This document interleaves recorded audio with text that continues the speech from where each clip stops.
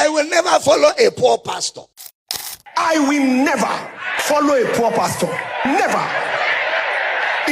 Nothing will make me do it.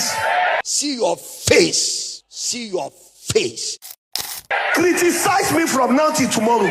I will never. I am Korede Komaya. I don't go follow a poor pastor. I don't go follow him. Never. Criticize me. That's why I'm criticizing you right now. You are a money monger. You are a promoter of greed, avarice, a promoter of materialism, and a promoter of lack of contentment. You are against the gospel of Christ. Because the true gospel is godliness with contentment. That is great gain. For it is certain we brought nothing into this world. And it is certain we will take nothing out of this world. So having clothes and food, let us therewith be content. Say, I'll never follow a poor pastor. Meanwhile, he himself is poor even now. He's poor. You're poor even now. You're talking like that because you're still fighting your poverty. Because rich people don't talk. You're still fighting the poverty that has followed you from your father's house. And I hear right now all over the internet his wedding picture of where he was looking like this. He showed it. And yet, when he was like that, people followed him. It is the same poor people that followed him. He kept collecting their money, and he is using the money now to say, I'll never follow a poor pastor. And they're shouting, yeah. Meanwhile, all the people shouting, yeah. Poverty is all over them.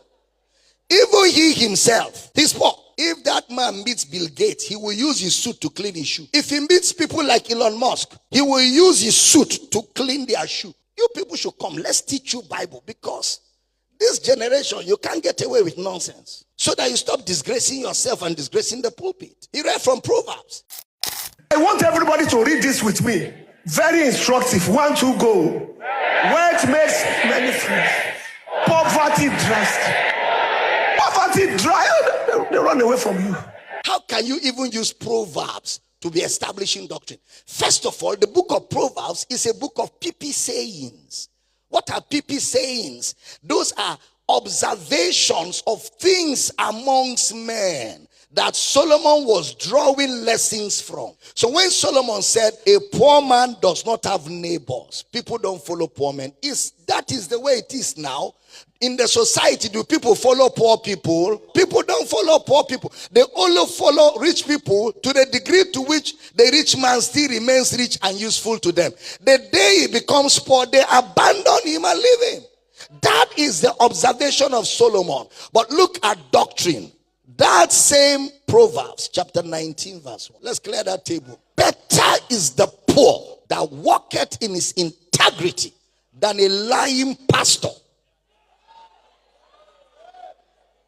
Than a pastor who stands before the same people he collected their money and lies to them that he is not poor. Better is the poor that walketh in his integrity than he that is perverse in his lips, lies. And he says that man is a fool.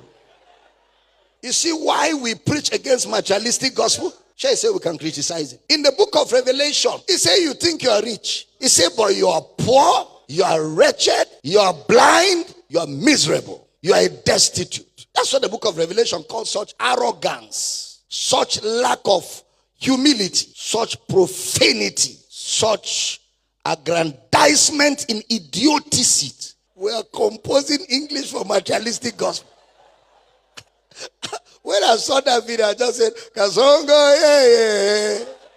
Kabariyaga.